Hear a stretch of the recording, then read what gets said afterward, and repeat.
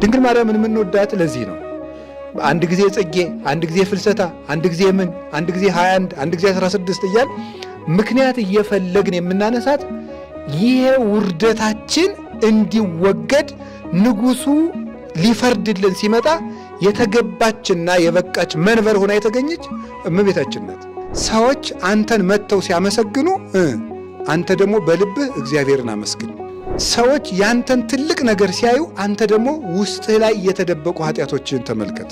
በእንተ ዘተትሕተ አዳም ታትሕቶተ፣ አዳም ጨርሶ ስለተዋረደ ውርደቱን አይቶ እግዚአብሔር ሊያድነው ወደዳል። ዘፋኝ ለመምሰል ሰው መከራውን ያይለ፣ ኳስ ተጫዋች ለመምሰል ሰው መከራውን አይቶ ልብስ ያሰፋል፣ ያ የለበሰውን ለመልበስ። እግዚአብሔርን ለመምሰል ተፈቅዶለት ግን አንዲት ቅንጣት ነገር አያደርግም። የባሪያውን መዋረድ አይቷልና። ሉቃስ ወንጌል ምዕራፍ 1 ቁጥር 48 እስመ ርእየ ሕማማ ለአመቱ የሚል ነው። የባሪያውን መዋረድ አይቷልና። የሉቃስ ወንጌል ምዕራፍ 1 ቁጥር 48 ይህንን ቃል የተናገረችው እመቤታችን ቅድስት ድንግል ማርያም ናት። ቃሉን ደግሞ የጻፈልን ቅዱስ ሉቃስ ነው። እኛ የክርስቶስ ደቀ መዛሙርት ነን። ደቀ መዝሙሬ ሊሆን የሚፈልግ ሰው ካለ እሱ ራሱን ይካድ፣ ጨክኖም የሞቱን መስቀል ተሸክሞ ይከተለኝ ብሏል። አሁን መስቀል የምንሸከም መቼም ለእያንዳንዳችን እንደ ዕለተ ዓርቡ 7 ክንድ መስቀል አይጠረብልንም። እኛ የምንሸከመው መስቀል ምንድን ነው? የባልንጀሮቻችንን አመል ነው የምንሸከመው። ያን ስናደርግ ማር ይስሐቅ እንደተናገረ ሰው የባልንጀራውን አመል ሲታገስ የክርስቶስን መስቀል በዕለተ ዓርብ እንደታገሰ ይቆጠርለታል ይላል። ያንን የምናገኘው እግዚአብሔር እንዴት ያለ ሰው ወዳጅ እንደሆነ ተመልከቱ። አንዲቱ ምስማር እንኳን ጫፏ ሳትነካን በዕለተ ዓርብ እሱ ያንን የተቀበለውን መከራ ያህል ዋጋ እንድናገኝበት ያደርገናል። እና ትዕግስት የእግዚአብሔር ቤተሰቦች፣ አሁን እኔና እናንተ እንኳን እዚህ ቁጭ ያልነው ደህና ሰው መስለን እኔም ጭምር ማለት ነው በእግዚአብሔር ቤት የቆምነው እግዚአብሔር ታግሶን ነው። ብዙ ያበድንባቸውን ወራት፣ ሳምንታት፣ ዓመታት፣ ሰዓታት እንዳላይ ያልፎልን ነው። ሰዎችም ብናልፋቸው ልክ እንደኛ ደግሞ ጥሩ ቦታ ላይ የመቆም እድል ይኖራቸው ነበር። ግን የሚችል የለም፣ አይቶ የሚያልፍም የለም። ብቻ እግዚአብሔር ከሰው እጅ አይጣለን እንጂ ሰው ምሕረት የለውም። ብዙ ጊዜ ነው፣ ሁልጊዜ አላልኩም። ምሕረት ያላችሁ ልትኖሩ ትችላላችሁ።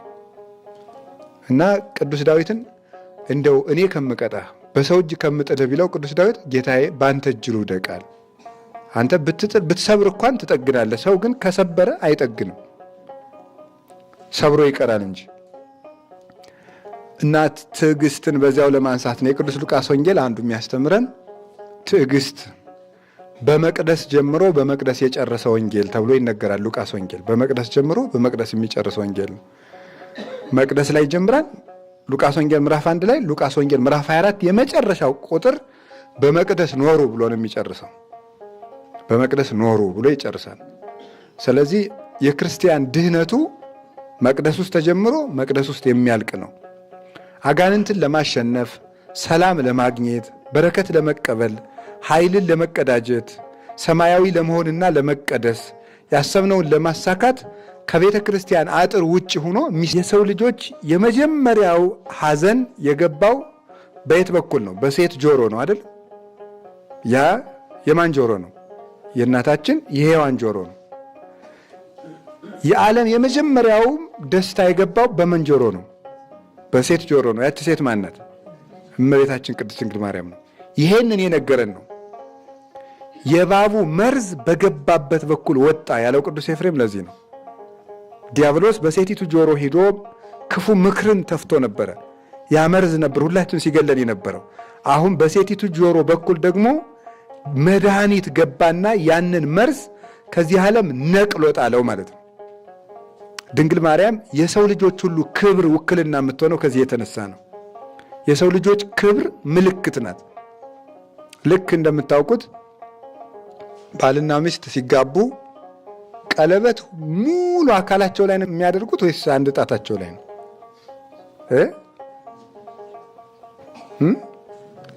አንድ ቦታ ላይ ነው አንገታቸውም ወገባቸውም ላይ ቀለበት አለ። ትከሻ እንደዚህ አይታሰርም። ምን ላይ የሚታሰረው? አንድ ቦታ ላይ ብቻ የሚታሰረው። አንድ ቦታ ላይ ታስሮ ግን ጣት ላይ የተቀመጠችው ቀለበት ስንት አካል ነው የምታስረው? ሙሉ ታስራለች። ልብንም፣ ኩላሊትንም፣ ጭንቅላትንም እግርንም ታስራለች።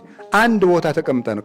ቀለበቱ አንድ ነው እና የሰሎሞን ቀለበት አንቺ ነሽ የሚላት ለዚህ ነው። አክሊሉ ለሰሎሞን የሚላት አባ ሕርያቆስ አንዲት ሆና መላውን ሕዋሳት እንደምታስረው ድንግል ማርያም አንድ ሆና ተፈጥራ ለፍጥረት ሁሉ ክብር ምልክት ሆና የምትታይ ናት።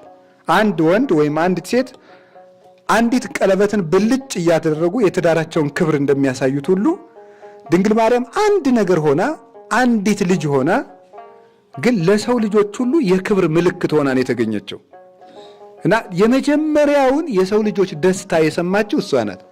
እሱ ብቻ አይደለም፣ የመጀመሪያውን ደስታ የወለደችውም እሷ ናት። እንግዲህ ቅዱስ ጳውሎስ እንዳለው ተፈስሑ ዘልፈ በክርስቶስ፣ በክርስቶስ ደስ ይበላችሁ ብሎ ተናግሯል። ፊልጵስዩስ ምዕራፍ 4 ቁጥር 4 ላይ በክርስቶስ ደስ ይበላችሁ ብሏል። አሁን ያ ደስታ ለማንም ሰው አይገባም፣ ለሚገባው ይገባዋል። በክርስቶስ መደሰት የሚባለው ሲቀምሱት የሚታወቅ ነው። ሲቀምሱት የሚታወቅ ነው። ቅዱሳን አባቶቻችን ቀምሰው ያወቁት ነው። ያን ደስታ የወለደችው እመቤታችን ናት። እየተገረፉ የሚደሰቱበት ደስታ ነው የክርስቶስ ደስታ እና እመቤታችን ዓለም ደስታ የሰማባት የዓለም ጆሮ ናት። እመቤታችን ለዓለሙ ሁሉ ማለት ነው። ለዓለሙ ሁሉ በአንድ ጆሮ ሐዘን ሰምተን 5000 ዘመን ሁሉ ስናለቅስ ኖር፣ በአንድ ጆሮ ደስታ ሰምተን እስከ ዘላለም ደስ ሲለን እንኖራለን። ምንድነው ያለ? አንተ በጎ ባሪያ በጥቂቱ ታምናልና በብዙ ሾመሃለሁ፣ በውስተ ፍሥሓሁ ለእግዚእከ፣ ወደ ጌታህ ደስታ ግባ አይደል ያለው? ማቴዎስ ወንጌል ምዕራፍ 25 ላይ ሲናገር ወደ ጌታህ ደስታ ግባ። ያ ደስታ የማይፈጸም ነው። ወደዚያ ደስታ እንድንገባ በቅታ የተገኘች እመቤታችን ቅድስት ድንግል ማርያም ነው ናት። ከዚያ በኋላ መልአኩ ቅዱስ ገብርኤል መጥቶ እመቤታችን አበሰራት። ታሪኩን ሁላችሁ የምታውቁት ስለሆነ እሱም በመተረክ ጊዜያችንን አንጨርስም። እመቤታችን ቅድስት ድንግል ማርያምን መልአኩ ቅዱስ ገብርኤል አብስሯት ጌታን በሕቱም ድንግልና ጸንሳ በሕቱም ድንግልና ወልደዋለች የሚለውን ታውቁታላችሁ። እኔ ማለት የፈለግኩት ዛሬ ምንድን ነው? እመቤታችን ጌታን ከጸነሰች በኋላ ኤልሳቤጥን ለመጎብኘት ወደ ተራራማው ሀገር ሄዳ ኤልሳቤጥ የጌታዬ እናት ወደ እኔ ትመጭ ዘንድ እንዴት አድርጎ ይሆንልኛል ብላ ስትመሰክርላት ነፍሴ እግዚአብሔርን ታመሰግነዋለች፣ ሰውነቴ በመድኃኒቴ በእግዚአብሔር ደስ ይላታል ካለች በኋላ የባሪያውን መዋረድ አይቷልና የሚል ቃል ተናግራለች። የባሪያውን መዋረድ አይቷልና። ለምንድን ነው የባሪያውን መዋረድ አይቷልና የምትለው? አሁን ሰውነቴ እግዚአብሔርን ታላቅ ታደርገዋለች ወይም ደግሞ ታመሰግነዋለች ያለችው ምን ማለት ነው? ልዕልናውን ታመሰግናለች አለ። የአምላክ እናት ለመሆን ስላበቃኝ አለች። የአምላክ እናት ለመሆን ያበቃት ምንድን ነው ብለን ስንጠይቅ የባሪያውን መዋረድ ተመልክቶ ነው ብላ ምክንያት ሰጠችን። እመቤታችን መልሱን ነገረችን። አንቺ የአምላክ እንድትሆኝ ያበቃሽ ምንድን ነው ብለን ስንጠይቅ የባሪያውን መዋረድ ተመልክቶ፣ ይሄን ተመልክቶ እኔን ለትልቅ ነገር አበቃኝ ብላ ተናግራለች። አሁን እኔ የምነግራችሁ እግዚአብሔር የሚመለከተው ውርደት ምንድን ነው የሚለውን እሷን ነው መንገር የፈለግኩት። እግዚአብሔር የሚያይልን ውርደት ምንድን ነው? እግዚአብሔር የሚያይልን ውርደት 3 ውርደቶች አሉ። እነሱን ነው ልነገር የፈለግኩት። 3 ውርደቶች፣ እነሱን ነግራችሁ ትምህርቱን እንጨርሳለን። 3 ውርደቶች እግዚአብሔር የሚያያቸው ማለት ነው። አንደኛው እግዚአብሔር የሚያይልን ውርደት ሰው ራሱን በኃጢአት ሲያዋርድ ነው። ሰው ራሱን በኃጢአት ያዋርዳል። ኃጢአት እስከ የት ድረስ እንደሚያወርድ 4 ነገሮችን ላሳያችሁ። ኃጢአት ሰዎችን እስከምን ድረስ እንደሚያወርዳቸው። የመጀመሪያው እሱን ከመናገሬ በፊት ስለ ሰው ልጅ ክብር አንድ ነገር እነግራችኋለሁ። የሰው ልጆች ክብር የተገለጸበት አንደኛው እግዚአብሔር ሰውን የፈጠረው መቼ ነው? መጨረሻ ላይ ነው የፈጠረው። ከእሑድ እስከ ዓርብ ሌላውን ፍጥረት ፈጠረና ዓርብ መጨረሻ ላይ ተፈጠረ። ቤት ተሰርቶ ሲያበቃ ጉልላት ወይም ዶም መጨረሻ ላይ እንደሚቀመጥ እግዚአብሔር ለፈጠረው ፍጥረት የበላይ አድርጎ የፈጠረው ማንን ነው? ሰው ነው። ስለዚህ ሰውን መጨረሻ የፈጠረበት ምክንያት ሰው የፍጥረት ጉልላት ስለሆነ ነው። የፍጥረት ራስ ነው ሰው። ከፍጥረታት ሁሉ ትልቁ ፍጥረት ሰው ነው። ትልቁ ፍጥረት መጨረሻ ላይ ያመጣውም ለዚያ ነው። ይኸው የሚታወቅ ዘንድ እግዚአብሔር ሌሎችን በቃል ሲፈጥር ሰውን ግን በእጆቹ እንደፈጠረ ተነግሯል።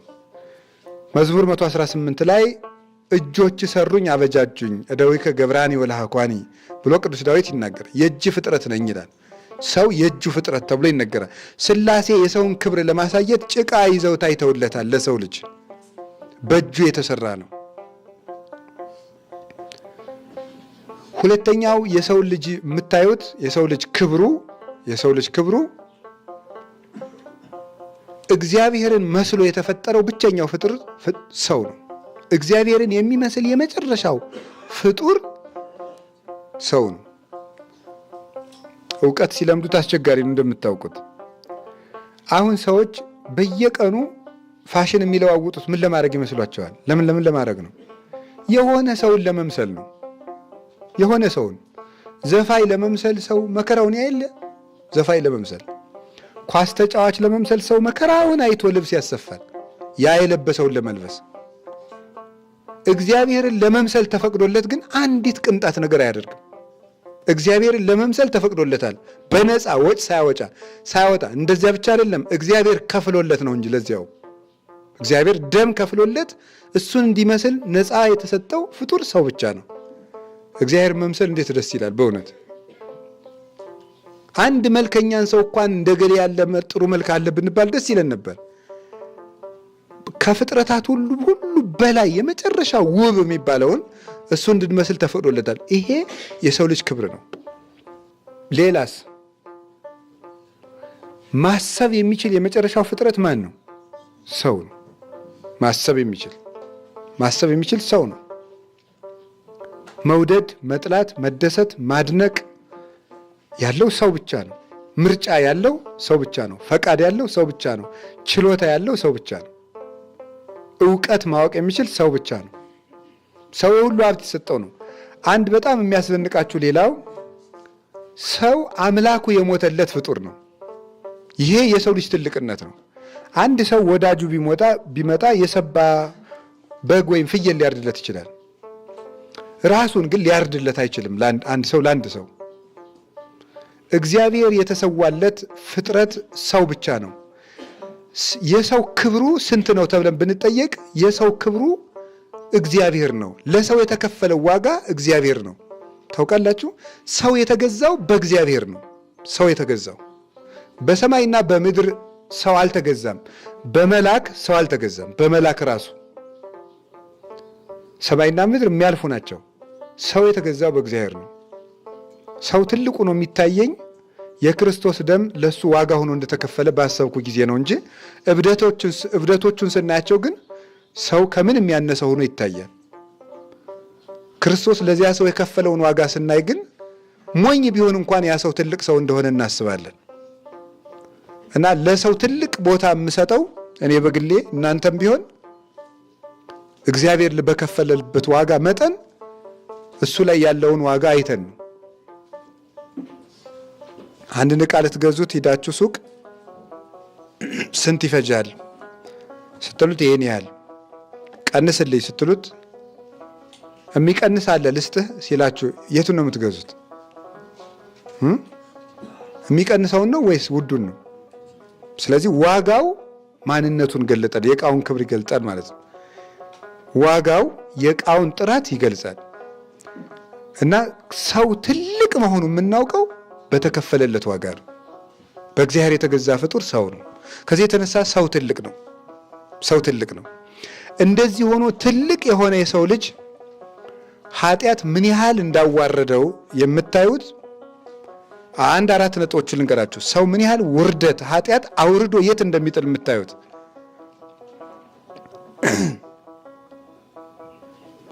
አንደኛው ሰሎሞን ምን ሚሎ ይናገራል?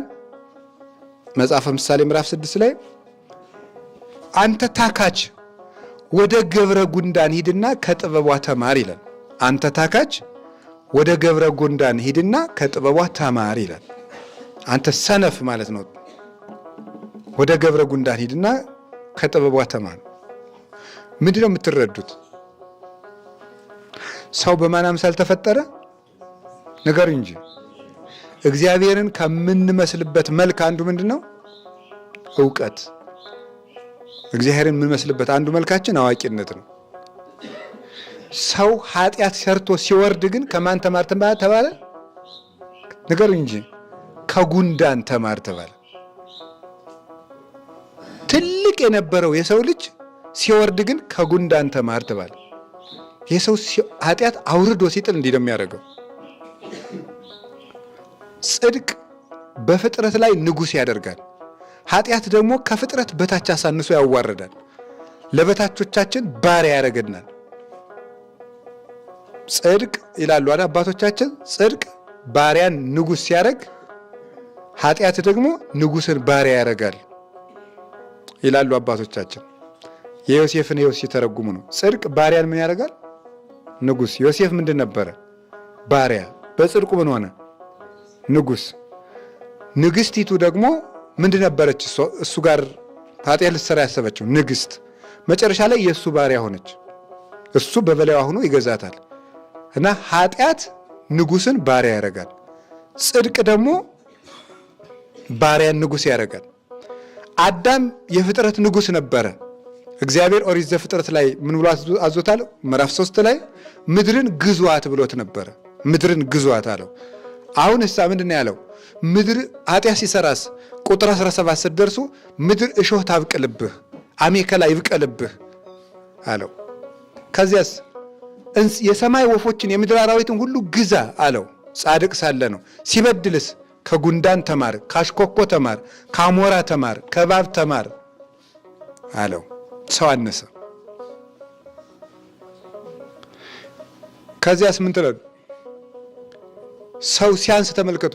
ሰው ትልቅ ሳለ ማንን ይመስላል? ንገሩኝ በሉ ሁላችሁ። ሲወርድ ደግሞ ማን እንደሚመስል ተመልከቱት። መዝሙር 48 ቁጥር 12 ላይ ሰብሰን ዘክቡር ውእቱ ኢያእመረ ወኮነ ከመ እንስሳ ዘአልቦ ልብ። ሰው ግን ክቡር ነበር አላወቀም፣ ልብ እንደሌላቸው እንስሳ ሆነ አለ። ሰው ጻድቅ ሲሆን እግዚአብሔርን ይመስላል። ኃጢአት ሲሰራ ግን እንስሳትን ይመስላል። አሁን ምን አደረገ? ሰው ወረደና ግዛቸው የተባሉትን አውሬ መሰለ ሰው ተባለ። ኢየሩሳሌም ኢየሩሳሌም ውሉዱኪ ኮኑ ከመ አክልብት፣ ልጆችሽ እንደ ዲዳ ውሻ ሆኑ፣ እንደ ፈረስም ሆኑ። ሰቆራረ ኮንክሙኒ ባህቤ፣ አስጸያፊዎች ሆናችሁብኝ ይላል ኤርምያስ ላይ ሲናገር። ልጆችሽ እንደ ውሻ ሆኑ ይላል። የማያስተውሉ ዲዳ ውሻዎችም ሆኑ ይላል ደግሞ መልሶ። ዲዳ ውሻ ማለት ያበደ ውሻ ማለት። እብድ ውሻ ታውቃላችሁ። ውሻ ጤነኛ ሲሆን ቤተሰቡንም ጌታውንም ይለያል በሽታ። ሲያብድ ግን ጌታውን ጨምሮ መንከስ ይጀምራል። ሰው ሲያብድ እንኳን በጓደኛው ላይ በፈጣሪው ላይ መነሳሳት ይጀምራል። ሰው ሲያብድ እንደዚህ ነው፣ አይምሮውን ሲያጣ። ጌታችን መድኃኒታችን ኢየሱስ ክርስቶስ ለስም አጠራሩ ክብር ምስጋና ይግባውና በሉቃስ ወንጌል ምዕራፍ 15 ላይ የሰው ልጅ ሲጠፋ በሶስት ደረጃ እንደሚጠፋ አሳይቶናል። አንደኛው ምን ብሎ ነው የሚጠፋ? የጠፋ ምን ታያለችው? ልጅ። ቀጥሎ ደግሞ ምን ይሆናል? የጠፋ በግ። ሶስተኛ ሲጠፋ ምን ሆኗል? የጠፋ ዕቃ ይሆናል ማለት ነው። የጠፋ ልጅ እንደው ሻልም ይል አጠፋፍ ማለት ነው። ቤት ውስጥ ሆኖ አመድ የወረሰን ማለት ነው።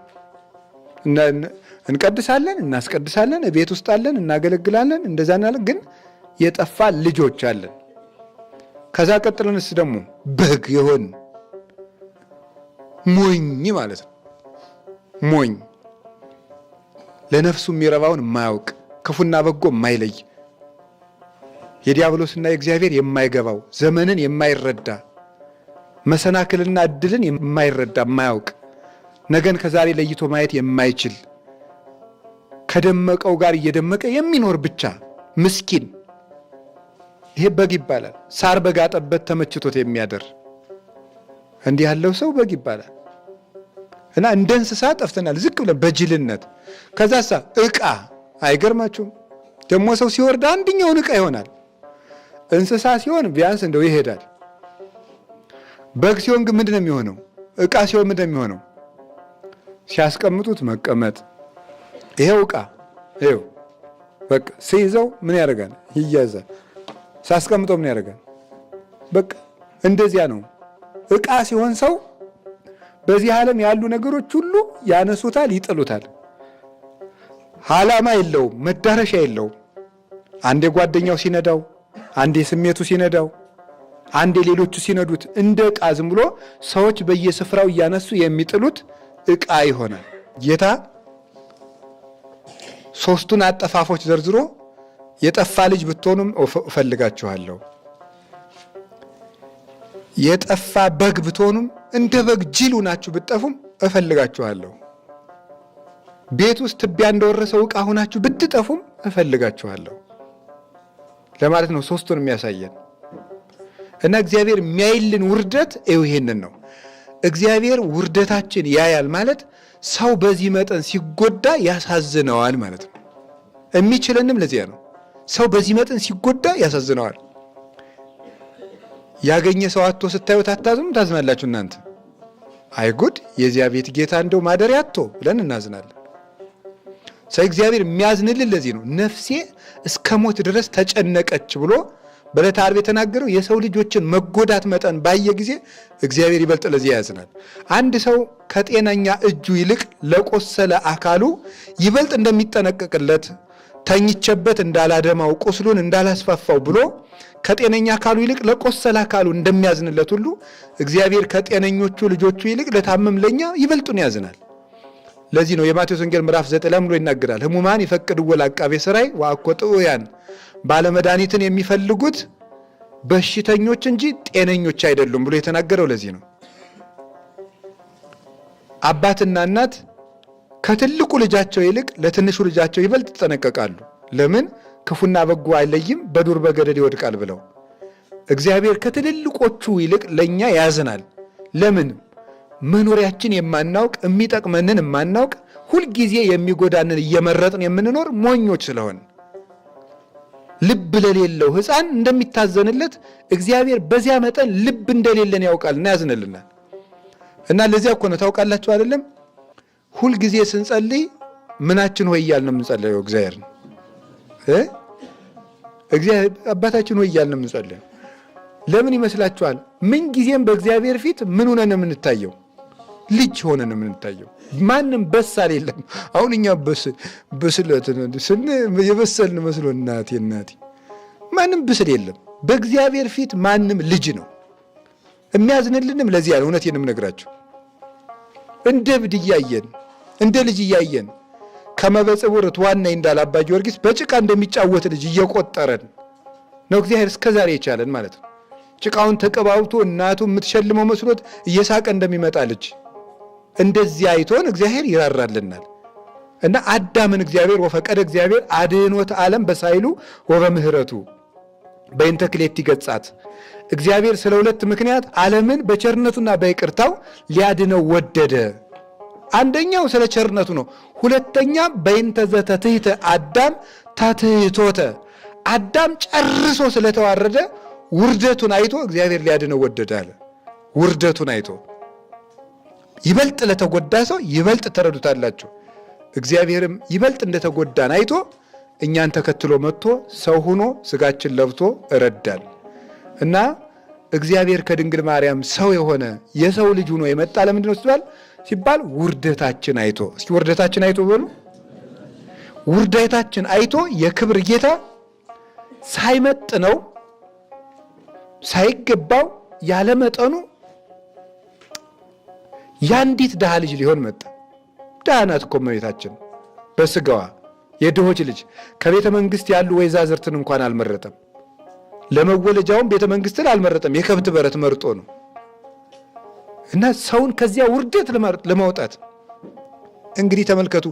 ልጁ የሚሸት ጭቃ ውስጥ እንኳን ቢገባበት እስከ አንገቱ ጭቃው እየያዘው ገብቶ ልጁን የማያወጣባት ማን ነው?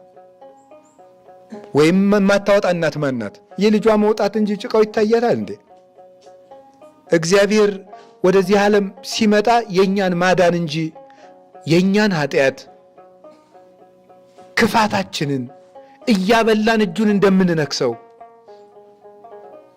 ህብስት ያበረከቱ እጆቹን እንደምንቸነክረው በቃሉ ሙት የቀሰቀሰበትን አንደበት በጥፊ እንደምንመታው ምራቁ ዓይን ያበራውን ጌታ ሐሞት እንደምንግተው እያወቀ የመጣው ለምን ይመስላችኋል? ውርደታችን ከዚህ በባሰ ስለነበር ነው።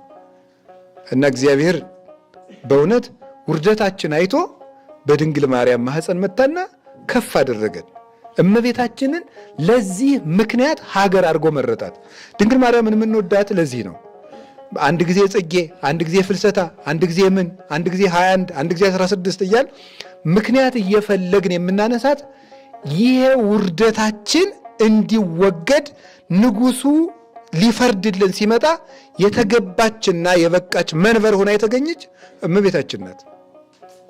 እግዚአብሔር ሲመጣ በማን ቤት እንቀበለው ነበር? ድንግል ማርያም ባትሆን ኖሮ የማን የተነጠፈ ቤት አለ?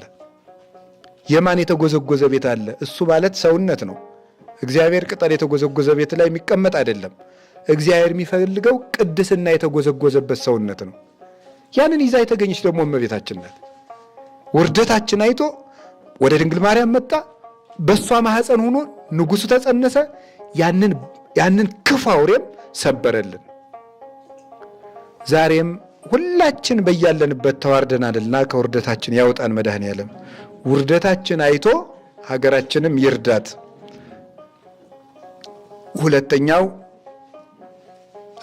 ሁለተኛው ውርደት የሚባለው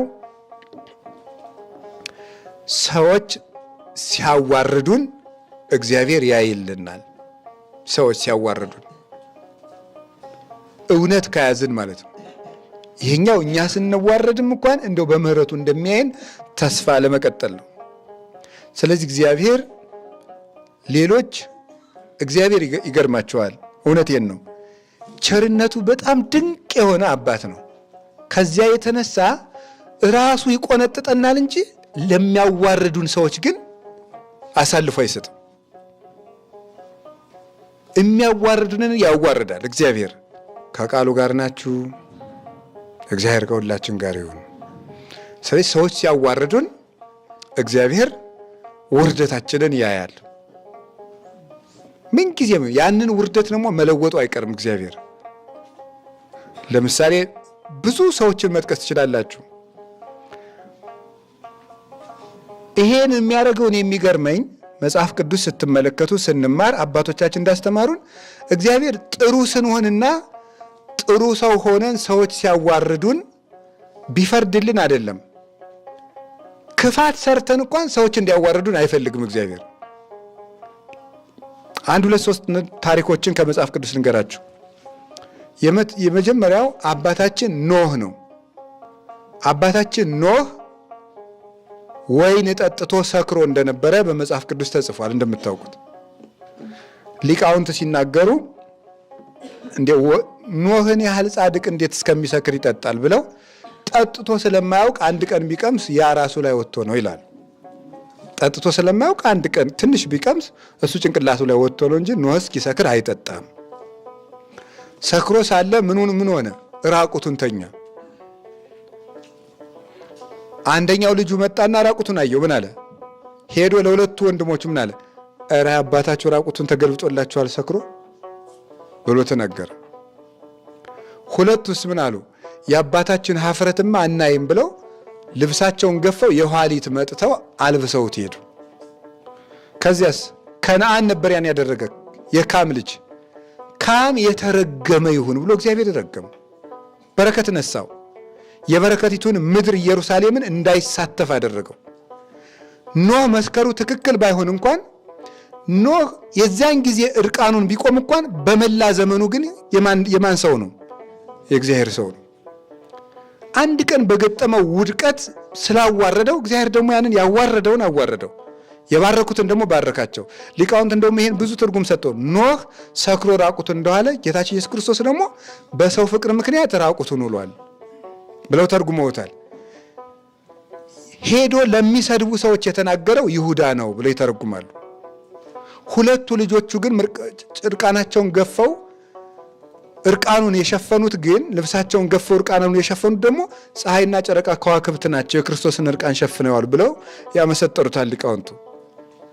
ስለዚህ እግዚአብሔር ኖህ እንኳን የሚያዋርድ ስራ ቢሰራ ያዋረደውን ግን አዋርዶለታል። ሁለተኛስ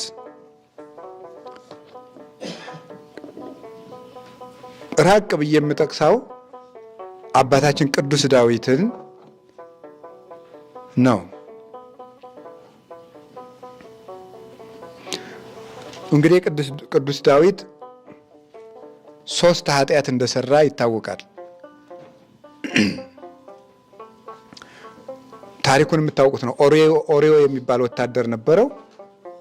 እሱ በሄደበት ከዕለታት አንድ ቀን የኦሪዮ ሚስት በአትክልት ቦታ መካከል ገላዋን ስትታጠብ አይቶ በዝሙት ተነድፎ ያችን ሴት አምጡልኝ ብሎ ከእሷ ጋር በዝሙት ወድቆ ጸንሻለሁ ስላለችው ደግሞ ኃጢአቱ እንዳይታወቅበት ባሏን አስገድሎታል ቅዱስ ዳዊት። ስለዚህ 3 ኃጢአት ሰራ። አንደኛው አታመንዝር የሚለው ነው። ሁለተኛው የባልንጀራህን ሚስት አትመኝ ነው። ሶስተኛው አትግደል የሚለው ነው። እነዚህን 3ቱን ሕጎች አፈረሰ። 3ቱን ሕግጋት አፍርሶ ሳለ ግን ምን አደረገ? የገዛ ልጁ ጠላት ሆኖ ተነሳበት። ማን? አቤሴሎም። አቤሴሎም አባቱን ዳዊትን አባሮ ከቤተ መንግስት ከሰደደ በኋላ ዳዊትን እስራኤል ተስፋ እንዲቆርጡበትና እንዲዋረድ ድንኳን አስጥሎ አገር እያየ ከድንኳኑ እየገባ የአባቱን ሚስቶች ሁሉ አስነወራቸው። ይህን አድርጎ ካባረረው በኋላ ቅዱስ ዳዊት ተሰዶ እያለቀሰ ሲሄድ እግዚኦ በመዓትከ ይትቅሰፈኒ ወበመቅሰፍትከ ይትገሥጸኒ፣ አቤቱ በቁጣህ አትቅሰፈኝ በመዓትህም አታጥፋኝ፣ እኔ ድውይ ነኝና ማረኝ አጥንቶችም ታውከዋልና እያለ ሲያለቅስ አቤሴሎም ግፍ አልበቃውምና አባቱን እየተከተለ ሲሄድ በፈረስ ሆኖ ዳዊትን ጦርነት ገጥሞ አባቱን ገሎ ለመምጣት ሲሄድ በጫካ መካከል በፈረስ ሲሄድ ጸጉሩ ሹርባ ነበርና የገዛ ጸጉሩ ዛፍ ላይ ተንጠልጥሎ ሞተ። የገዛ ጸጉሩ። ዳዊትን እግዚአብሔር ይገስጸዋል እንጂ ሰዎች እንዲያዋርዱት ግን አይፈልግም። ዳዊት ንስሐ ገብቶ አልቅሶ ተመልሶ ወደ ቤተ መንግስት ተመለሰ። ይገርማችኋል ግን ቅዱስ ዳዊት ከዚያ በኋላ ያደረገው ልንገራችሁ። ዳዊት ከዚያ ከሞት ተርፎ ከተመለሰ በኋላ ሚስቶቹንም አልተገናኘም። እስከ ሕይወቱ ፍጻሜ ድረስ በንጽህና ነበር የኖረው። ከሞት ያተረፈውን ጌታ እንዲህ አድርጎ ክሶ አገልግሎት ሞቷል። ስለዚህ እግዚአብሔር ሳሚ ወልደ ጌራ የሚባል እንኳን የሚያዋርደው ሰው አንተ ቀን ሲጥለው አይቶ ዳዊትን ሲያዋርደው እሱም እንዲቀሰፍ አድርጓል። እግዚአብሔር ሰዎች ሲያዋርዱን እንኳን ቢሆን ያያል። እኛ ግን ግፉን በግፍ ከመለስ ነው እግዚአብሔር የማያየልን። ሰዎች እየናቁን፣ እየተቹን፣ እያዋረዱን እኛ ከመለስን እግዚአብሔር ዝም ይላል። እኛ ዝም ብለን ግን በጎ የምናድር ከሆነ ያን ውርደት እግዚአብሔር ያያል። ስለዚህ እግዚአብሔር ከድንግል ማርያም ሰው የሆነበት ምክንያት ምንድን ነው? እግዚአብሔር አዳምና ሔዋን ሲያጠፉ ብርሃኑን ገፈፋቸው። ያ ቅጣት በበቃ ነበር። አጋንንት ግን ማላገጥ ጀመሩ። በሰው ልጆች ላይ መቀጻጸፍ ጀመሩ። እግዚአብሔር ንፉግ ሆኖ ነው እንጂ ለጋስ ቢሆንማ ኖሮ እንዴት የአንድ እንጨት ፍሬ ይከለክላችሁ ነበር እያሉ አዳምና ሔዋንንም ቀለዱባቸው። መሳቂያ መሳለቂያ አድርጓቸው፣ አዋረዷቸው። እግዚአብሔር የአዳምን ውርደት ተከትሎ አይቶ መጣና ምን አደረገ? እኔ በለስን አትብሉ ያልኳቸው ፍቅርን ለመግለጽ ነው እንጂ እንኳን በለስ ስጋዬን እንኳን የምሰጥ ለጋስ ነኝ አለና አጋንንቱን አዋርዶ ለአዳም ደግሞ ልግስናውን ገለጸለት። ይሄ ውርደታችን አይቶ መጣ የተባለው ለዚህ ነው። እግዚአብሔር ምን ቢቆጣን እናንተም እንደዚህ አይቃጣችሁም? የፈለገ ቢሆን እንደው የምትወዱትን ሰው ተቆጣችሁ የርኩስ ምን ብትሉ ሌላ ሰው መልሶ ግን ሲሰድበው ከፍቷችሁ አያውቅም? ይኸው እንደዚያ ነው እግዚአብሔር፣ እንደዚያ ነው። እሱ ይገስጸናል ይቀጣናል እንጂ ለሚያዋርድ ግን አሳልፎ አይሰጥም። ይሄ እግዚአብሔር የሚያደርገው ነው። የእግዚአብሔር አሰራሩ ይሄ ነው። ከቃሉ ጋር ናችሁ። እግዚአብሔር ከሁላችን ጋር ይሆነ። ሰዎች ሲንቁን አትርፈው ሲተውንም እንደዚሁ ዳዊት በልጅነቱ 6 ወንድሞቹ ለሹመት ሲቀርቡ እሱ ግን ንቀው ትተውት ነበረ። ጌታ ግን ቁመተ ረጃጅሞቹን ወንድሞቹን ትቶ አጭሩን ትንሹን ብላቴና በሜዳ የተረፈውን ዳዊትን አምጥቶ ሹሞታል። በኃጢአት ብቻ ሳይሆን ሰዎች አትርፈው ንቀው ሲተውን ይሄ ለምንም አይሆንም ሲሉ እግዚአብሔር ግን የተናቀን አንስቶ ማክበር ያውቅበታል። 11 ወንድሞቹ ዮሴፍን ሲንቁት ዮሴፍን አንስቶ እግዚአብሔር አክብሮታል። በግ ጠባቂውን ሙሴ አንስቶ አክብሯል እግዚአብሔር። እንዲህ እንዳሁን ፈርዖን ባህር ውስጥ ከመወረውራቸው ሕፃናት አንዱ መጥቶ እኔን በባህር ውስጥ ጥሎ እስራኤልን ወደ አሻግሮ ከነዓን ያገባል ብሎ አስቦ ያውቃል? እንዴት ብሎ ሊያስብ ይችላል? ባህር ውስጥ የጣለው ሕፃን አድጎ ንጉሱን ባህር ውስጥ ይጥላል ብሎ ማን ሊያስብ ይችላል? እግዚአብሔር ሲሰራ እንደዚያ ነው። በእስራኤል ላይ ፈርዖን ሲቀጻጸብ ወይም ሲሳለቅ እግዚአብሔር ደግሞ በፈርዖን ላይ ተሳለቀበት። ላንተ ሰረገላና ፈረስ አያስፈልግህም፣ እንጨት ብቻ ባህር ውስጥ ወርውራ ትጥልሃለች ብሎ በሙሴ እንጨት በትር ብቻ ባህር ውስጥ ወርውሮ ጣለው። እግዚአብሔር እንደዚህ ይሰራል። ወዳጆቹን ይቀጣል ሲኩራሩባቸውና ሲረግጧቸው ግን አይወድም። እና እግዚአብሔር ለሚያዋርዱን ሰዎች አሳልፎ አይስጠን። እሱ ብቻ ይገስጸን፣ እሱ እንደ አባትነቱ ይቅጣን። ለጨካኝ እጅ ግን አሳልፎ አይስጠን መድኃኔዓለም። ሶስተኛው ውርደታችን ተመልክቷል የሚባለው ሰው ራሱን በትህትና ሲያዋርድ ማለት ነው። ሰው ራሱን በትህትና ሲያዋርድ ይህንን ሰው እግዚአብሔር ያየዋል። ሰው ራሱን በትህትና ሲያዋርድ የመጨረሻ ትምህርታችን ነው ይሄ ማለት ነው። ሰው ራሱን በትህትና ሲያዋርድ እግዚአብሔር አይኑ ወዴት ይሄዳል? ወደዚያ ሰው ያልፋል። ራስን ስለማዋረድ በደንብ እስኪ እንደው ሁላችሁም አስቡ አንድ ጊዜ። እንደው ራስን ማዋረድ ምንድን ነው? አንዳንድ ሰው አፋዊ ትሕትናውን ይፈሳል በየመድረኩ። ምዕመናን ራሱ ይህን ጠይም ትሕትና ተለማምደውታል። አሁን ይቆሙና እኔ የማይገባኝ ወንድማችሁ በፊታችሁ የሰበካ ጉባኤ ሪፖርት ለማቅረብ እንደዚያ የሚሄደው የማይገባኝ ወንድማችሁ እንደዚያ በቃ ዝም ብለህ አታቀርብም ወይ ነው? ዝም ብለህ አቅርብ። ለምን እንደዛ ትላለህ? ካልተገባ ዝም በል። እንደዚህ ሆኖ በቃ በእናንተ ጸሎት ምናምን እንደዚህ ሲል ይህ ነውር ነው አይባልም። በአፍ ትሕትና የለም። እኔ እንደዚህ ነኝ፣ እኔ እንደዚህ ነኝ፣ እኔ እንደዚህ ነኝ አይባልም። ጌታ ምን እንዳለ ሰምታችሁታል? የማቴዎስ ወንጌል ምዕራፍ 11 ላይ እኔ በልቤ ትሑት ነኝ አለ። በምን ትሑት ነኝ ያለ? በልቤ ትሑት ነኝ ያለ። እኔን ምሰሉ፣ እኔ በልቤ ትሑት ነኝ። የክርስቶስ ትሕትናው በልቡ ነበረ።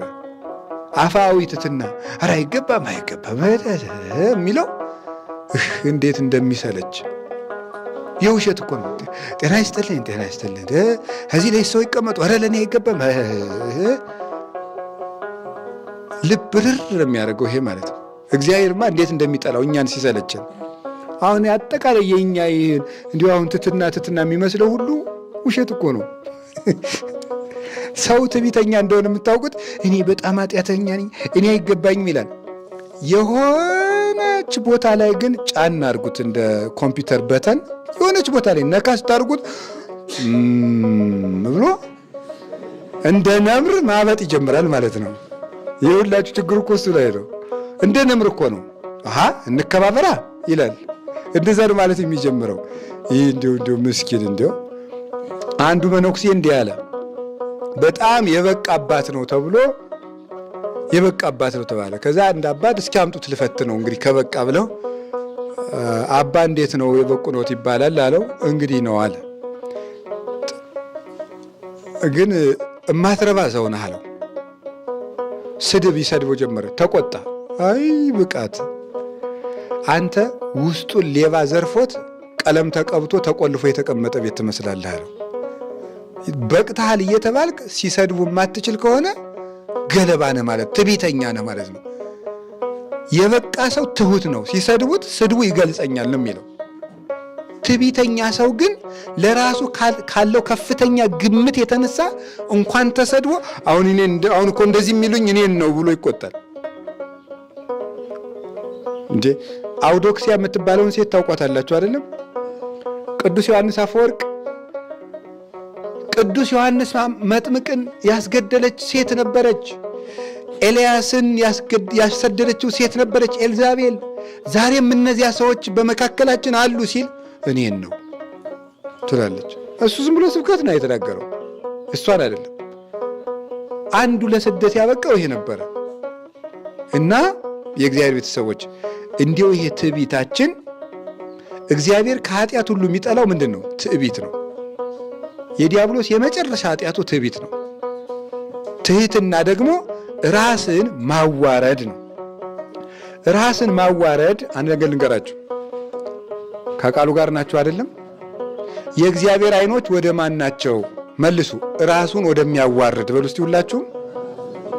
ወደ ማን ናቸው? ራሱን ወደሚያዋርድ። አሁን ሉቃስ ወንጌል ምዕራፍ 18 ላይ አንድ ታሪክ ታነባላችሁ። አንድ አይሁዳዊና አንድ ፈሪሳዊ ለምን ቆሙ ነው የሚለው። ለጸሎት ሲቆሙ አይሁዳዊው ምን ማለት ጀመረ? ጌታዬ እንደዚህ ቀርጭ። አንድ አይሁዳዊና አንድ ሳምራዊ ወይም ቀራጭ ነው።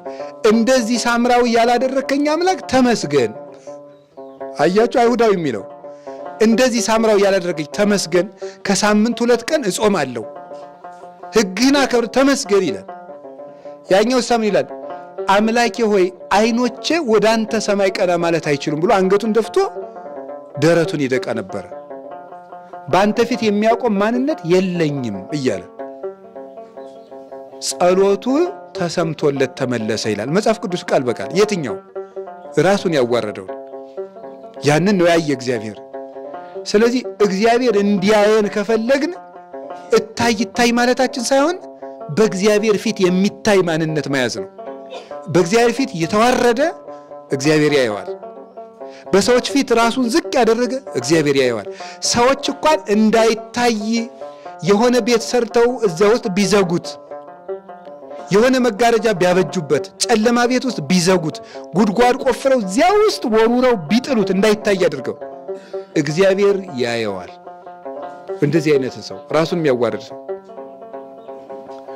አሁን ልንገራችሁ። እሺ ሰው ሲያመሰግነን ምንድን ነው ማድረግ ያለብን?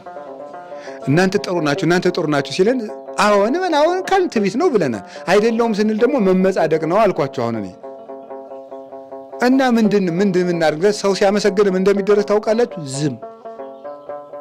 ዝም ስትሉ ሰውየው በሽቆት ይተዋል።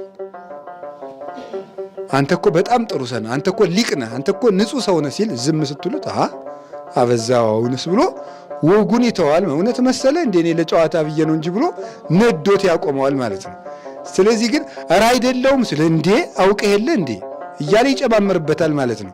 እንደዛ ካይት ውዳሴ ከንቱን የባስ እየቆሰቆስን ከምናስጨምር ዝም ወይም ወጉን መቀየር። አንድ አባት ደግሞ ምን ይላል? ሰዎች አንተን መተው ሲያመሰግኑ አንተ ደግሞ በልብህ እግዚአብሔርን አመስግን። ሰዎች ያንተን ትልቅ ነገር ሲያዩ አንተ ደግሞ ውስጥህ ላይ የተደበቁ ኃጢአቶችን ተመልከት። እነዚያን ኃጢአቶችን ስትመለከት አንተ ራስህን የማመስገኛ እድል አይሰጡህም። ቅዱስ ዳዊት ስለዚህ ምን አለ? መዝሙር 50 ላይ ኃጢአቴ ሁል ጊዜ በፊቴ ነው አለ። ኃጢአቴ ሁል ጊዜ በፊቴ ነው አየዋለሁ ማለት ነው። ኃጢአቱን እያየ ክብር የሚሰማው ማን አለ? እነዚያ ሰው ፊት የማያቆሙ ውርደቶቹን እያየ ትልቅ ነኝ ብሎ የሚያስብ ማን አለ? ማንም አያስብም። ስለዚህ በእግዚአብሔር ፊት እንድንታይ ከፈለግን ሁልጊዜ ውስጣችን እግዚአብሔር የሚያቸውን እንደተሰጣ ስጦ ተገልጠው በሰው ፊት ደግሞ በልብስ የሸፈናቸውን ማንነቶቻችንን እያየን ዝቅ ማለት ይገባል።